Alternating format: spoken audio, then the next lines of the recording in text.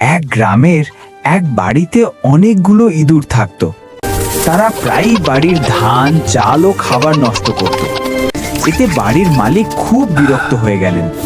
তাই তিনি একদিন একটি বিড়াল এনে বাড়িতে রাখলেন। এবার ইঁদুরদের বিপদ শুরু হয়ে গেল।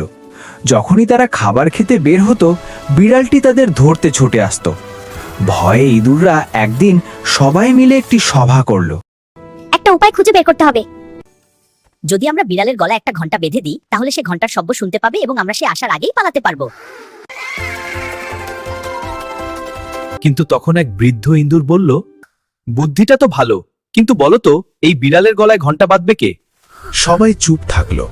তাই বুদ্ধি থাকলেই যেসব কাজ হয় তা সঠিক নয়। গল্পটি যদি তোমাদের ভালো লাগে তাহলে ভিডিওটিতে একটি লাইক দাও, আর এমন মজার মজার গল্প শুনতে আমাদের ইউটিউব চ্যানেলটি সাবস্ক্রাইব করো। আমাদের ইউটিউব চ্যানেলটি